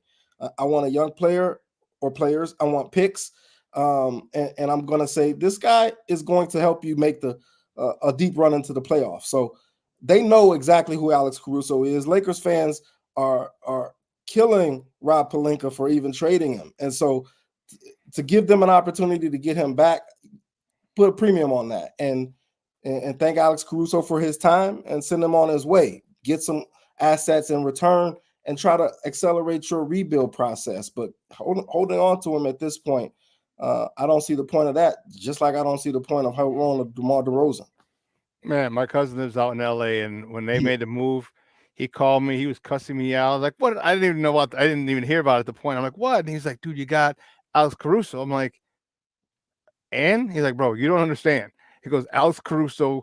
He goes, "I know you know sports." He goes, "Just watch him a couple games, and you'll see what I'm talking about. He's not with my Lakers anymore. He's over with you guys." And after the first couple games, I was like, "Oh shit, okay. I see why LeBron wanted him. I see why, because the dude does everything." So. Yeah, I like him. As his time here has been good. It's unfortunate that it's been marred with injury. Before that, it's unfortunate him and Lonzo Ball really couldn't, be a little 1-2 punch in the backcourt, because I like them when they're playing defense together. It's just a bad set of circumstances, and I wish him well, and I hope they do move him, and get some more assets. Hey, Darnell, great stuff up. I appreciate it. I really appreciate you coming on. I know you're a little under the weather, so I really appreciate you doing that. But before you go, two things. One, the thing you're doing with your little lady, with your daughter, how's that going? The financial stuff going with her? Money Talks, man. It's going great. It's growing. I'm at Substack. Is that the hat and stuff you're wearing? Yeah, Money Talks, man. This is the merch. So not for sale, just it's but it's mine. It's mine and my better daughter. Be for soon. I'm going swag. We want swag. it's all about teaching her how to be smarter with money. So anytime I can wear our brand, our company label, logo, it's about her. So that's what I represent, and just want to teach her to be smarter about money. And people are signing on. You can subscribe for free at moneytalks101.substack.com. And we're just trying to change our lives for the better, man, with some smart money decisions and learning how to save and invest and earn and spend better. Dude, that's awesome, man. I can't tell you, dude, that's awesome. Black man teaching his daughter make some money. I love when we're starting to come together, and because I don't know about your situation, but a lot of times we're not taught that, all right? Because depending on your situation, like my mom, the generation above me, they were in survival mode. You know what I mean? She was one of 10 kids. They lived over on 18th Street, going from house to house. You know what I mean? Apartment to apartment. So it's survival mode. It's different when you're in survival mode or when you're in thrive mode. And that's great that you're allowing her to be in thrive mode, because it's a whole different situation, than in survival. Dude, that's awesome. I'm so happy and everything. And then let everyone know where they can find you online. Yeah, I'm at Twitter and all the social media platforms. X, I guess, is not Twitter. Instagram, all of that. At Darnell Mayberry, at The Athletic. Is all my Bulls coverage, and then my personal finance blog for money is moneytalks101.substack.com. Dude, great stuff, up. I appreciate you stopping by. Thank you. Have a great week, Shawn. Appreciate you having me. Likewise. All right, now, guys, that's Darnell Mayberry from The Athletic doing stuff, man. I told you, every time he comes on, I always got to ask about his daughter. I remember he's doing some stuff, teaching his daughter financial literacy, and I just think that's great. You know what? A lot of our parents didn't teach us that. Again, survival mode versus thrive mode, two different things. And when you're taught to invest, you're taught to do that. When that's part of your upbringing, it becomes part of your life. And we change our lives. We change the outcome of our families and for generations to come just by something like that. So I think that's awesome, man. Great. And these are cool ass dude, man. He's been rocking with us since he first got here from OKC a few years ago. And I got nothing but mad respect for that dude. And then once I found out about that, what he was doing with his daughter, my respect grew for him. I didn't think it could grow anymore, and it grew like 10 times, because now he's giving back to his daughter, who's going to help other people. And it's just awesome. It's just great stuff, man. Let's take a quick break, about a minute break. And my next guest is a guy that, he needs no introduction, but he'll get one. But he'll get one. Man, he's the Bears beat writer for the Bigs. My guy Herb Howard is going to join me next. So don't go anywhere, folks. Keep it locked right here. Shawn and Maya in the morning on Sports Zone Chicago.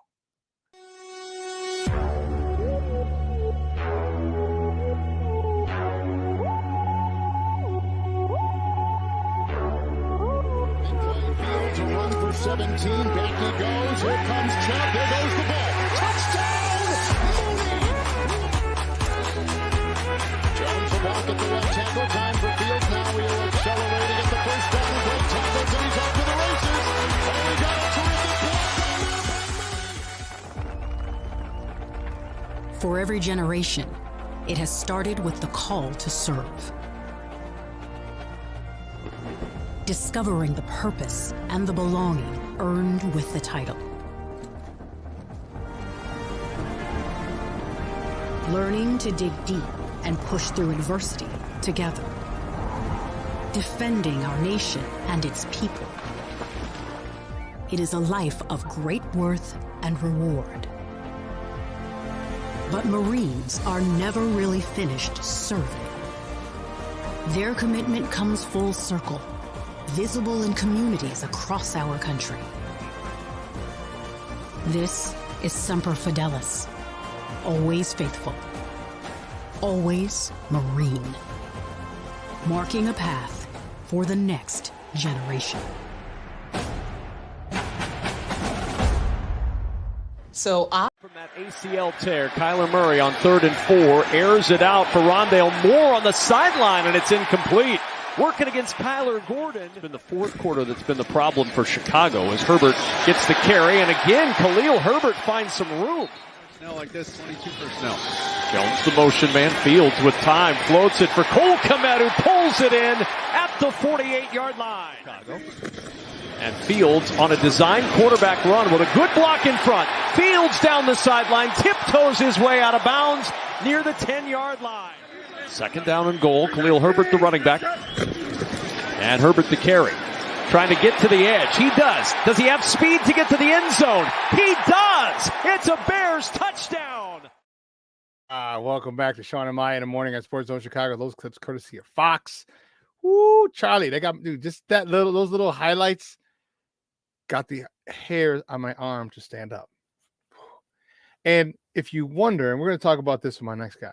So I was in this little Twitter thing. So whenever I'm bored, so I read books and stuff. So I'm reading a book, the Atomic Habits, which is really good. And I got another one, Your Next Five Moves by Patrick Bet-David. That's my next book. When I get bored, I'll go on Twitter and start fucking around with people. And one guy says, I talked about the new OC and whatever. And I'm like, just watch his footwork. And this guy says, oh, so if you think footwork is good, he just has to work on his footwork and he's going to be better? LOL. And I said, I know I can't even talk. I said, do you even understand that this is a West Coast offense and footwork is key? I said, the fact that you made that comment shows me you don't know jack shit about football. I said something. I said, stay in your lane, Mr. Pop Warner, or something or other. Come on, dude. If you watch that throw to Cole Kmet, everything's in rhythm. It was, I don't know if it was a 5-step drop. It might have been a 5 steps. 1, 2, 3, 4, 5. Boom. Hits the top, the top of his drop, bounce, throws it in time, the whole 9. That's the main thing. And when he says, well, you think just working on his footwork is going to make him a better quarterback? I was like, oh, boy. Okay. I know I need to talk remedial football with you, buddy. Let's bring out my guy, man. He's the Bears beat writer for the Bigs. You can find him on Twitter at Herb Howard 411. He's a big-time Justin Fields aficionado, as am I. Man, let's bring him out. My man, Herb Howard. Herb, what's up, Papa? How are you? I'm good, Shawn. What's going on, brother? How you feeling? Man, I'm feeling much better after my little bout with the little congestion last week. I was just talking with Darnell. He's got the same thing I had, man. Yeah. Coughing and phlegm. Yeah, I've been having that man. too. Yep. I've been having the same thing. Still in my voice a little bit. Yeah, I hear it. And it feels I got a shitload of throat lozenges. So if I start coughing, I got to pop one in. It's crazy. But let's talk about this, man. There's a lot of news that things happened yesterday.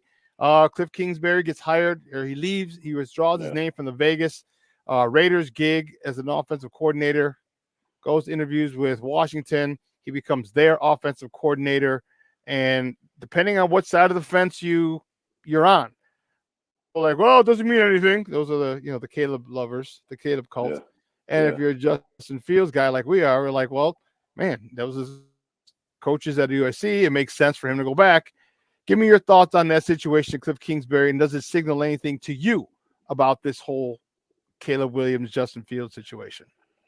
I think if anything, it increases the likelihood that the Commanders would really want Caleb Williams, right? So I think, obviously there's the general desire to have the player, the prospect that he is, but now that you have his college coach in there as your OC, I'm sure he would love to have his college quarterback as the QB for the Commanders. And so hopefully he can get in there and convince the organization to do whatever they need to do to get that top pick so that he can draft his guy.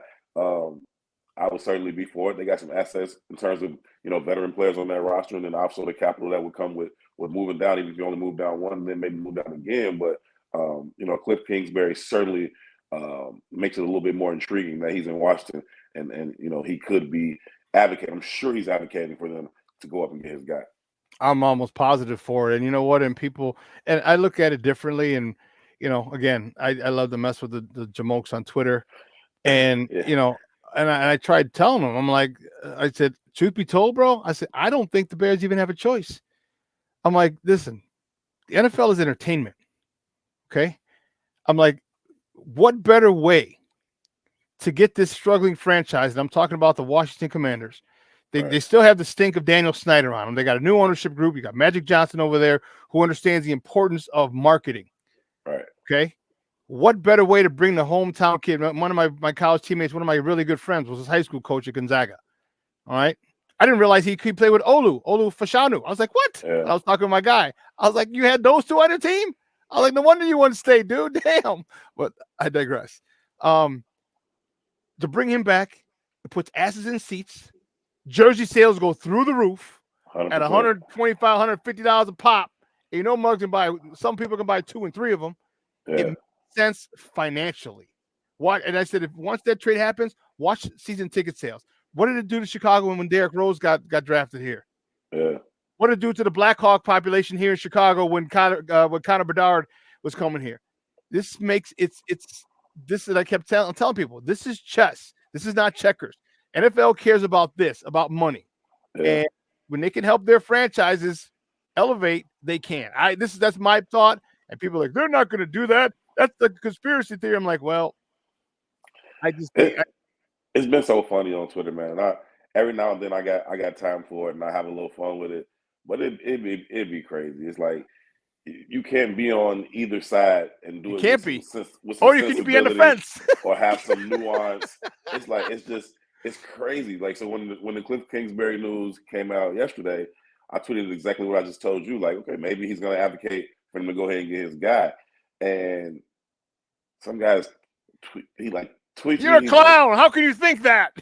He's like, how are you rooting for other teams? I'm like, rooting for other teams?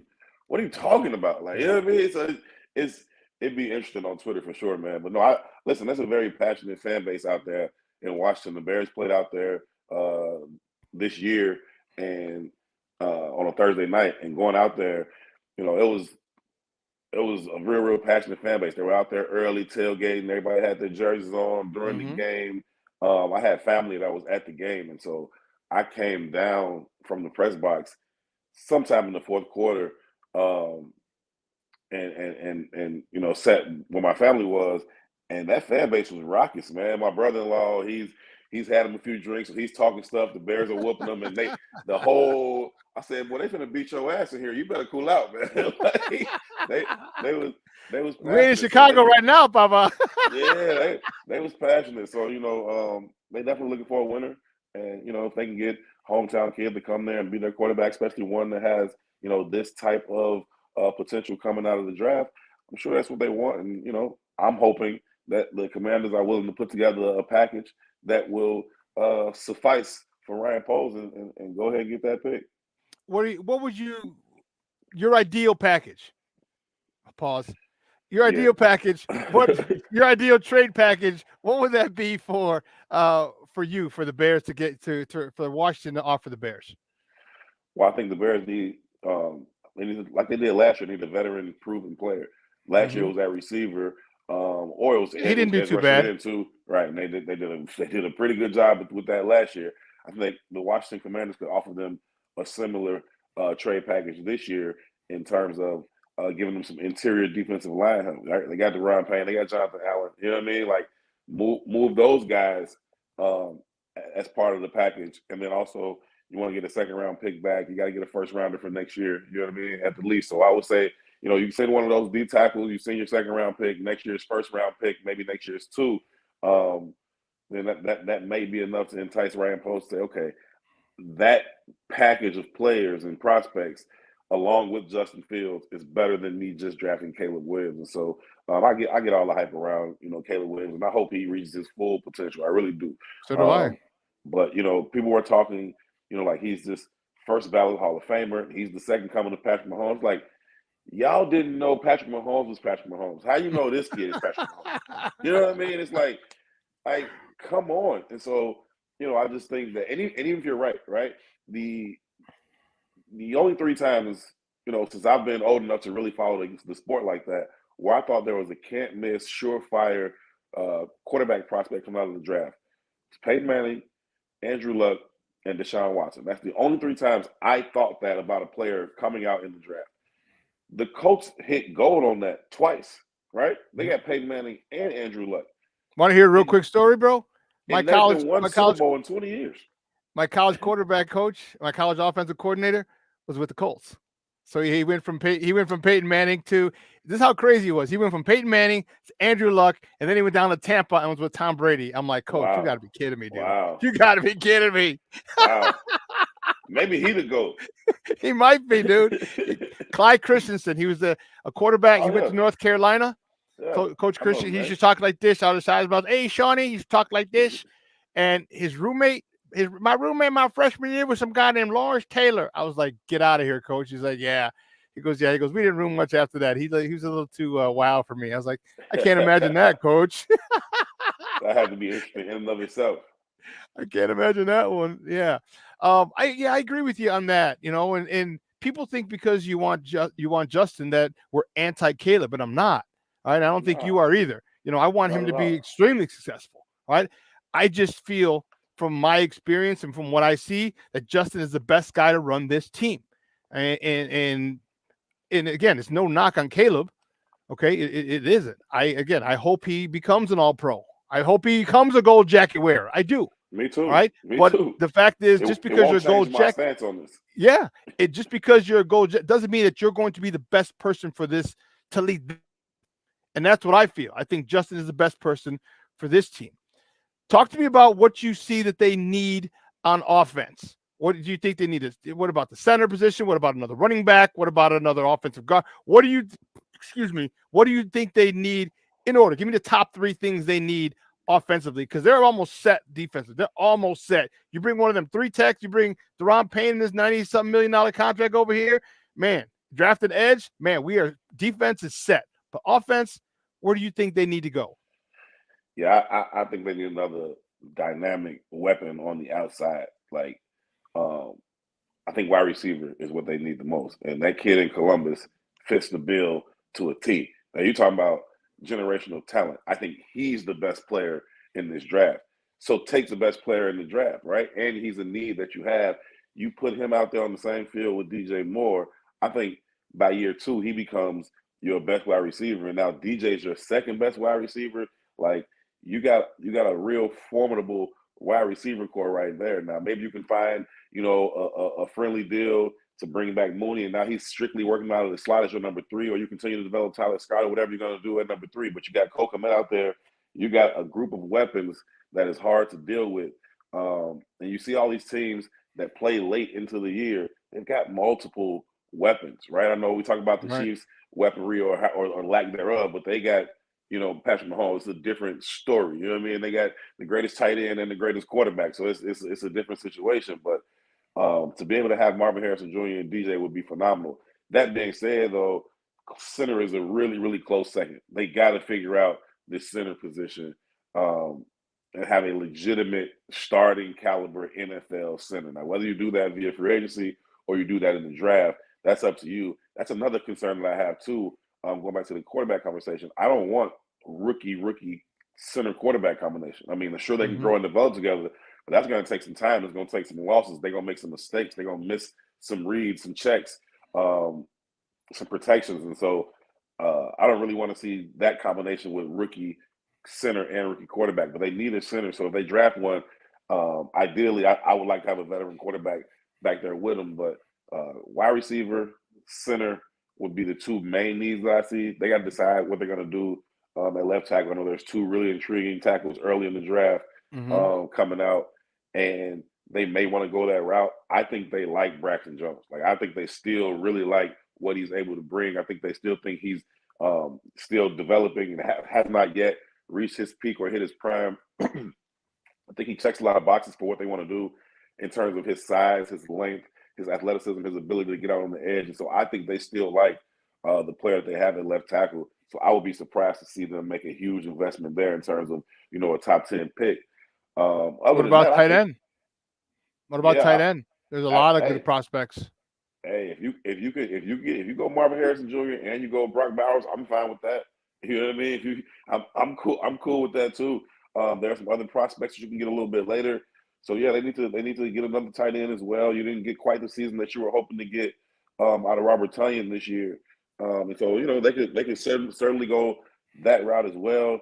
Running back, I know you're not gonna like the SuperBack, but it don't really matter. You know what I mean? Who they have back there. I think they got some good pieces back there right now. Khalil Herbert is a nice running back.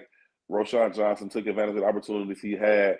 I just don't think in this day and age where they're throwing the ball around so much, if you don't have one of those top 2 or 3 backs, if you don't have Derrick Henry, Christian McCaffrey, Saquon Barkley, I just don't think it matters. You'll still be able to replicate the production. And so, unfortunately, I don't mean that to disrespect the position. It's just where it is in the game right now. It's not back in the day where everybody had a legitimate bell cow back that you can turn that ball and head it to 25, 30 times a game. It wasn't just Barry and Emmett and Thurman. It was the Natron Means of the world. It was everybody had one. You needed one. You know what I mean? So, the buzz.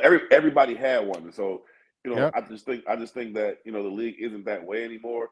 It's about, can we get the same amount of production? I think they let go of David Montgomery. I love David Montgomery, but I thought it was the right decision to let him go unless you can get him at your number. He's clearly better than any back you have now left on the roster, but the production was the same. You know what I mean? And so that's how that's unfortunately where I think the running back position is right now. Could they use a scat back, a guy that has some home run ability? Sure, that would be cool to add into the mix.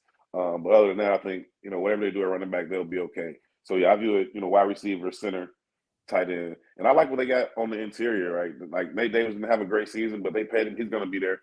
Tevin Jenkins, I thought when he's healthy, he was their best lineman. So if he's still going to be there at your left guard, you still got to just get that center position figured out. And I think they may be cool to roll up front. Would you put Tevin back at right and Nate at left? And I know Nate has played right tackle, right guard the majority, if not all, of his career. But man, that was a side of the line when you had Tevin and Darnell Wright on the right side. That was the side of the line that you had no worries. It's 3rd and 1, 4th and 1. You know what I'm saying? Like they that's their strong side. Would you do that would you consider that? And say, hey, Nate, you got 30 mil, bro. You better learn to get out of a left-handed stance. Yeah, I would certainly consider it, man. I mean, you go back to, like we said, in that old school football where the right side was your power side. You're going to be dominant over there. You're going to move guys around over there. And, those two dudes next to each other, absolute maulers, right? That's just a nasty side of your offensive line. And so, yeah, I would certainly consider it. I think that Nate Davis, he has a little bit of that nasty, but I feel like he's more of a finesse type of guy on the inside. I don't mean that as a knock. I just, he's a little bit more crafty, a little bit more. He's that kind of guy more so than to just move people around. And so you put those two dudes on the right side, Darnell and Tevin, next to each other, you can have a really formidable right side of your line. Yeah, I think you do. You can, and an intimidating side of the line too. I think they're, because you gain reputations, all right, and we all know that Tevin Jenkins got a reputation for playing to the echo of the whistle, and Darnell's starting to get that same nasty reputation. You put those bad boys on the same side, and now you can dictate what the defense does. Excuse me. Yeah, you can dictate what the defense does. You can predict what they're going to do now. If you are this strong on your right side, you're going to have a lot of teams flipping their best pass rusher to the other side. And it's okay, right? Now, at least I know where this guy's going to be, and I know how I can set some things up just based off the likelihood of what they're going to do. It allows you to just dictate a little bit more to that defensive front.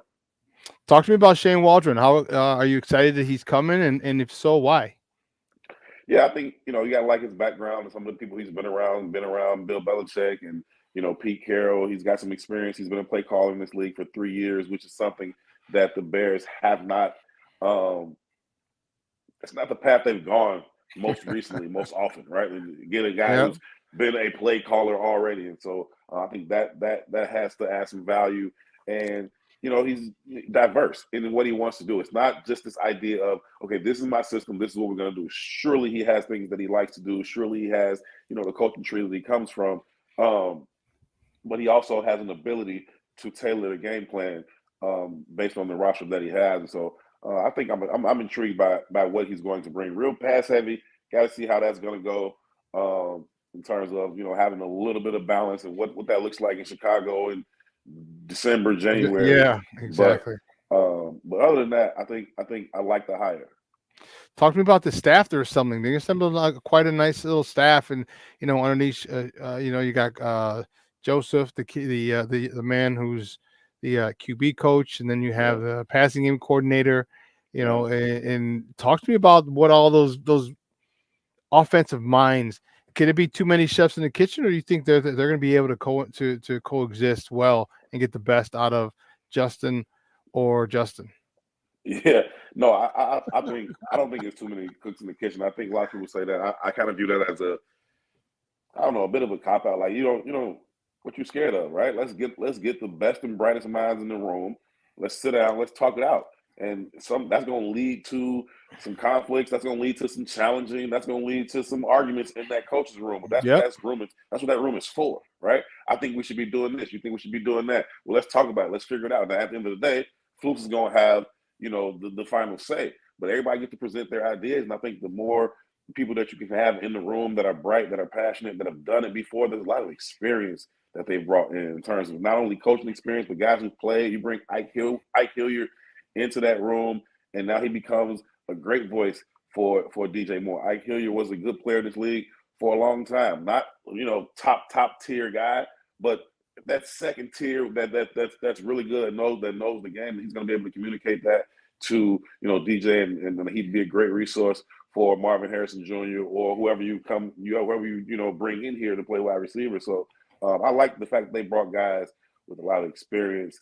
Not only playing, but also coaching. They seem to be great teachers, great communicators. And also, like, they kept Chris Morgan around, the offensive line coach.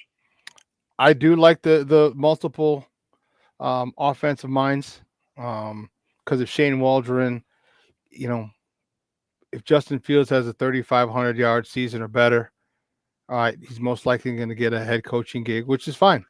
All right, but then you still have people underneath him. You have Corey Joseph. You have was it Brown, gentleman from Carolina, who interviewed for Thomas Brown, who interviewed for the OC gig here. So you have somebody who can step in right away and continue the same offense. So I really like the way that they layered that with the offensive system. I think that was really, really just smart by Ryan Poles to do that. I'm really to this offense. Let me go to the other side of the ball. Eddie Jackson is a guy. He's got a really big cap hit. His play has declined. He hadn't been healthy the last couple of seasons. What do you think they do with him? His money comes off the books next year. You think they keep him for one more year? Or if they sign other people, you think they cut him? You think they try to ask him to restructure? What do you think they do with Eddie Jackson? Because Eddie Jackson can still make plays, not like he did back in the day in his first 2-3 seasons, but he's still a leader in that secondary. Or do you think it's just time for, like you said, cut bait? Yeah, he's a really great leader in that secondary. Those guys look to him as their big brother back there, as the guy who can get them lined up, who can put them in positions. You saw him make some plays too. I go back to that Minnesota game, where the first game that Terrell Smith came in to start, and play one, they went right at him, right? Mm-hmm. Fresh meat on the field.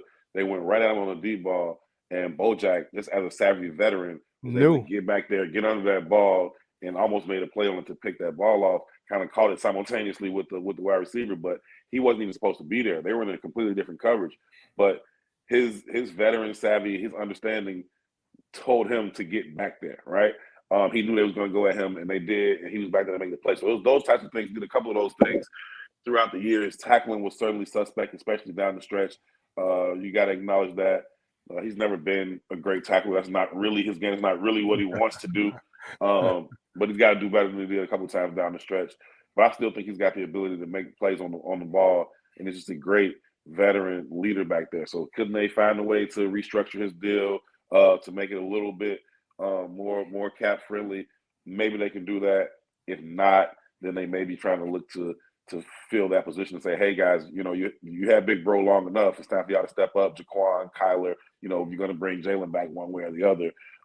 So I think that they may be willing to move on if they can find another playmaker there. You don't want to create a problem though, right? You don't want to create a problem. So you got to find somebody that you're really confident in. Whether you do that in the draft, which is most likely if they're going to do it, they would do it in the draft. But can you find somebody that you're really, really confident in? They got some young pieces that they like behind them. Elijah Hicks is a guy that's gotten a lot of time when his opportunities have presented themselves. But I think they're looking for if they're looking to replace Eddie Jackson, they're probably going to do it in the draft. Yeah, I hope they do something like so if they keep him, and they got to get his replacement anyway. But I do hope they keep him for the reason because now you have a young man learning underneath Eddie Jackson for a year. All right. I think, and like I said, his money comes off the books next year. You know what I mean? So it's time for you to step up, second year guy. Here's a chance, so hopefully, but you're right. They do. I think they do need a playmaker. They do need a ball hawk. And if they don't get a ball hawk, give me a guy who's going to literally draw a couple 15-yard penalties. Some guy who's going to knock the shit out of people.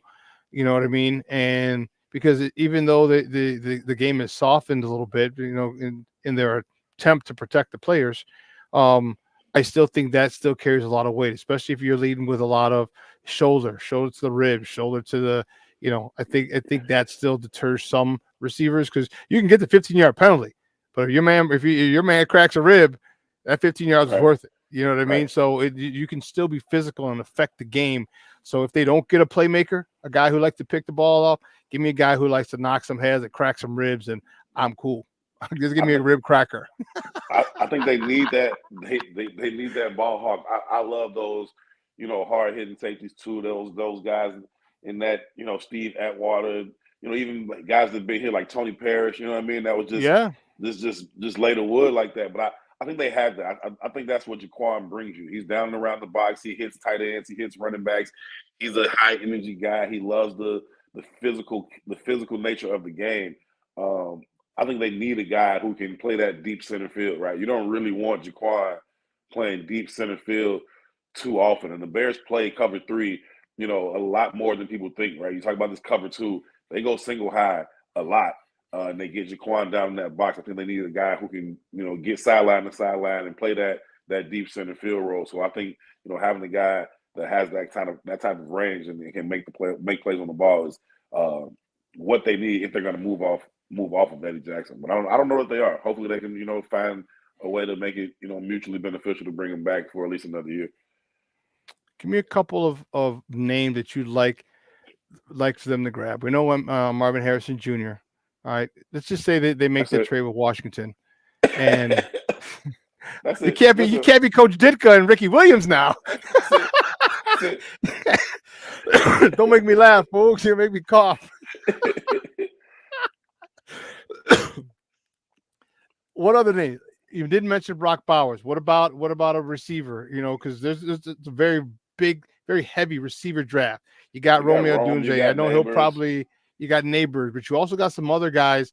You got the Xavier Leggett's of the world. You got other guys who are nice, tall receivers who are good. Who can really be difference makers because eyes aren't going to be on them. They're coming in as a number 2 or number 3. And we're talking like studs in the SEC and ACC, and who, is there anyone that you'd like beside Marvin Harrison Jr.? Or maybe it's a guard, maybe it's a tackle, maybe it's maybe it's a tight end, any other guys that you would love for them to get, in addition to, MHJ. On offense? Yeah, we'll go offense first. All right, I like the center. I like what's his name, Austin Jackson, the kid from Oregon. I think Jackson Powers Austin or Austin Powers. Yeah, baby. Yeah, that guy. I like him. I think he's an intriguing prospect. He's a true center, right? He looks the part of a true center. He's a good communicator. They did a lot of things with that Oregon offense, and he was able to keep all of those things together mentally, right? Be able to point out all those checks and make all those protections, and he's good with the snap and the timing of it. They had a lot of timing things where guys are, jet sweeping across and he's snapping it right there. So Yeah. I think that, he's a guy that I think is a very, very intriguing prospect that I would like to put, in the middle of that offensive line in front of Justin, the guy who's smart and get guys lined up, and then you put those maulers next to him. And so he's a guy that I think is really intriguing. I don't like, I don't know that you draft a center at 9, but you can, right? I know we get so caught up about, where we can take guys, where we can take certain positions. Right. Listen, if you can move down a few slots and get your guy, cool. That's always a good thing. But if not, I don't care. Like, if you need a center, you got to go right there, get him. It's fine with me, right? I feel the same way about Marvin Harrison Jr. He's the best player in the draft. If you can move down to 3 and get him, great. Then you accumulate some more stuff. But if you don't like that, you're not comfortable with where you can move down and still get him, take him at 1. You got the number 1 pick. You can take the best player in the draft if you want to. Now, certainly I want to move down and accumulate some more stuff for it. But, I think we make too much out of that, where you can draft certain positions. It's a little weird to me. But I like that kid. Like I said, I like Brock Bowers a lot too. I like defensively, I like the edge rusher from UCLA. I don't want to mess up his name. Leatu. He's a really, really intriguing prospect. He showed up pretty good this week at the Senior Bowl, and you can see his hand movements. You can see his counter moves. So he would start off with a move and then get to another move, and that's really something that you don't see too much from young pass rushers. They may be really good at one move, but if you can stop that move, they don't really have a counter. He's going spin move, he's going speed, he's going power, and he's able to transfer those things without breaking stride. So he's a guy that would be a very, very intriguing prospect to put opposite Montez Sweat. Yeah, I like him too. And I know there's some injury history with him, but I do like him a lot. He's big. He's 6'5". I was like, damn, okay. So he's definitely got some size.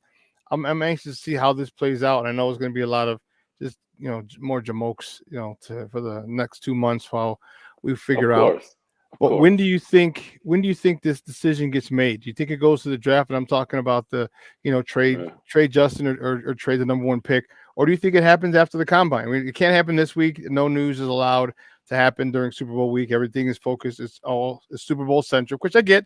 It's their baby. All right, it's the biggest event of the year. But would you think do you think this will happen again, like around the combine? Because everyone's good. I said yes. Who was I talking to? I said I see Ryan Poles walking. I know he's in the middle of a scandal right now, but walking into Indianapolis like Vince McMahon, just walking in like, what do you got? Give me your package. Give me your trade package. Give me your what do you got? I just see him. He just got all the leverage. Do you think it'll go right around the scouting combine then? No, I think it happened early last year. I think this year he takes all the time. Right, I think this thing go right up to draft day. I think they could be on the clock and before you hear about a move. I think that teams get desperate late and they want to come up and get their guy and they hold out for as long as they can. Then at that moment of truth, they're like, okay, we'll give you the extra pick. Damn, fine, take it. You gonna hold my feet to the fire like that. So I think that he may be wise to hold out on this thing as long as he can. And that's whether he is going to draft Caleb and move Justin, or he's going to stick with Justin and move the pick. I think either one could probably take a while to materialize. I think if he's going to move off of Justin, then that could happen sooner than I think moving off of the pick. You know what? I think that the longer he holds it, the more people are going to start getting antsy because they're going to want their guy. And I think I feel that he gets that point. Last year, okay, it was early. It was cool. They got it. But I think this year it's because of the number of quarterbacks and the high regard that many people have for these quarterbacks. I think he's whatever he decides to do. I think the longer he waits, like you said, guys are like, all right, fuck it. I'll give you that extra pick. I need this guy. I need this guy. We need this guy here. We got the people, you know what I mean? And I think, and And I think that's the sign of a great GM. And I think Ryan Poles is on his way to becoming a great GM. And I think he's very good at this stage. He's only been a year and a half into into this whole thing. I think he'd be a great one. But when you understand what people, when you can read body language, you know what other people need, and then maybe you just don't give it to them right away. Make them sweat a little bit. And I think that's what he's doing. And he's saying, hey, you know what? I don't have to make this trade. I don't have to. You want this guy, So I think I hope. I would like to get it done sooner, truth be told.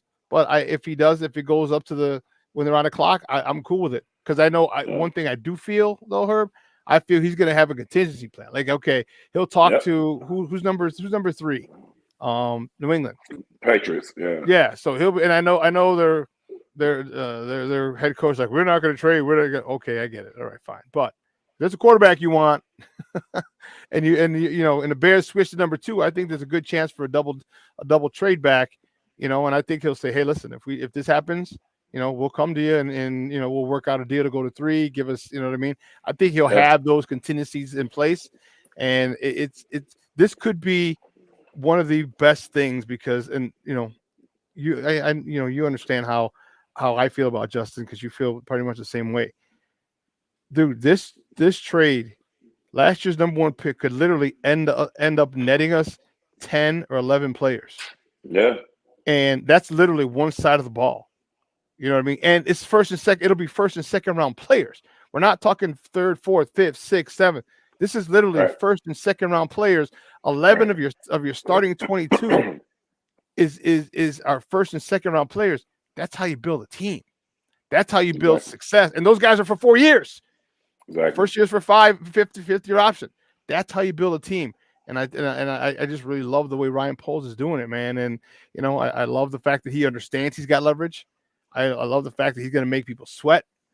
All right, I love that fact, dude. I do, and let the old saying, just let him cook. But this next 2 months, it's gonna be fun as hell, bro. It's gonna be real fun. Herb, great stuff, man. As always, I love talking football with you, Papa. Do me a favor though, let everyone know where they can find you and your work online and see your eyes on TV. Superstar. Yeah, you can follow me at Herb Power 411. You can follow my work at It's the Bigs. Where you'll find my columns, my interviews, different interviews, one-on-one sit-downs with Justin Fields, DJ Moore, Jalen Johnson. All of those things are available on the Bigs YouTube page and the website as well. So definitely follow me. It's going to be an interesting race to the finish line as we approach this draft, and there's still so many things going to happen in between in terms of the combine and interviews and 30 visits and all of that. So it's going to be an interesting time coming down to it, man. Shawn, I appreciate you having me on. Man, as always, Papa, you got number love over here, man. Hey, I will talk soon, all right? Thanks again. Yes, sir. All right. Guys, that's Herb Howard from the Bigs, talking Bears with your boy. I love it. The haul that we can get is unprecedented. I'm telling you, we literally 10, 11 guys from that one pick last year. And I think people will ask, they'll say, someone today, what have you seen? You've seen Justin Fields for 3 years, but blah, blah, blah, blah, blah. And they'll say things. And a lot of times I can't just say, like, I see shit you don't. It's like, oh, you're better than me? Like, no, I'm not better than you. All right. I just have a lot more football experience. All right. But I don't go down that road. I'm just like, yes. Oh, you think he can lead us? Yes. Oh, you're a clown. I'm like, yeah, okay, your mom was a clown. But there are certain things that I see from this guy that caused me to believe that he is that main dude. Okay. And I've reiterated them, ad nauseum, but I'll do it again. Okay. The throws we've seen him make, there's no throw that he can't make. There's no throw that we haven't seen him make. All right. We've seen him throw a drop in the bucket. Okay. We've seen him roll left, throw across his body. Okay. To a diving receiver past the outstretched arms of the defender. We've seen him throw, 100-mile-an-hour fastball in between 3 defenders, leaving a little John Elway X on your chest. They used to tease John because he would always throw the ball so hard. You've seen humpback line drives over a jumping linebacker. All right. We've seen dropping the bucket down the sideline. 3 or 5, 6 times a year. We've seen it. Okay. Not to mention what he does with his legs. Right? There's nothing when this guy gets coached properly. Watch out. Watch out. I'm telling you, you don't have to agree with me. That's cool. I really don't care because I tell you, I know what I see. You know what? I know what I see. And the reason that some people, myself included, are apprehensive about moving off of him is because I know what I see. All right. I know what I see. I don't have an agenda. Like if I didn't see, this from Justin, I'd be like, okay. Yeah, he doesn't do this. He doesn't do this. He got it. Dude, you start with his feet. And man, everything else falls into place. And I'm telling you, Justin Fields will be a top 10 quarterback if coached properly. And that's saying a lot. All right. And you got people like Patrick Mahomes. You got people like Joe Burrow, although he just lost his offensive coordinator, only one he's known in the NFL. You got people like Josh Allen. You got people like Jalen Hurts. You got people like Tua. You got a lot of great quarterbacks. Justin is up there with them talent-wise. Now he just needs to be coached. And if this guy, Shane Waldron, can bring the best out of him, dude, he is going to be a top 10 quarterback. Hands down. He will be one of the faces of this league. And if he's not coached well, but my optimism comes from looking at the track record of Coach Waldron. Okay. Look at the people he's coached. He resurrected Gino's career. Justin is better than Gino. I shouldn't say better. Justin's more talented than Gino. Get him playing within himself, and the talent takes over. You get him playing well. Sky's the limit for that dude, for this offense, and for this Bears team. And Nomad said something to me yesterday. We were talking, and he said, don't ever put, because we can't put. He didn't say it to me. We were in the group. He was just like, he goes, I can't put limits on. He goes, what about injuries? What if guys take a bigger jump than you thought, or than anyone thought? You know what I mean? And it's possible, because we were talking, and I said, I said, I think the Bears can get to the divisional round this year. Okay, maybe the NFC title game. I don't see a Super Bowl, but he's like, why would you put limits on it? He goes, what if the Bears are hitting their stride, and the team that they're facing has their left tackle out, or their center's out, and now you really got an advantage there, can really affect the game. And I was like, you know what, you're right. But I think the Bears make the playoffs, and I think they have a nice deep run in the playoffs, maybe to the divisional round. Well, listen, 2 hours has come and gone. I want to thank my guest, Darnell Mayberry from The Athletic, for joining me, talking Bulls basketball and about his financial endeavor. I think that's pretty dope. And I also want to thank Herb Howard for coming on. He's a Chicago Bears beat writer for the Bigs, coming on talking Chicago Bears football with me. Guys, we have awesome stuff today. So at 12:15, we have Second City Sports with Lakina McGee and Sydney Brown. At 3 o'clock, I will be on with Nomad. I'm not sure if it's going to be on Sports Zone Chicago. We got to get all that information over there. But if not, check me out on his platform, Nomad Network. We're going to start doing that a week on a more consistent basis, talking football during the day. So 3 o'clock today, I will be on there. 6 o'clock tonight, What's Up Cuz? It'll probably be an encore presentation of What's Up Cuz. But we got you covered, baby. We got you covered here at Sports Zone Chicago. I'm excited to talk about and have you guys see the new thing that I'll be doing with Nomad, talking football. All right. So listen, for everyone here at Sports Zone Chicago, guys, I'm your boy, the SuperBack, Shawn Sierra. Thanks to Elliot Baez, our executive producer, Clarence Council, our social media guy, my co-host, Adam Sencha, Maya Kai. Enjoy today's weather. This week's weather is going to be 40s all week. All right. In February, that is amazing. Guys, tell your loved ones you love them. Let them know. Send a text to somebody you care about out of the blue. I'm your boy, SuperBack, Shawn Sierra, and I am out.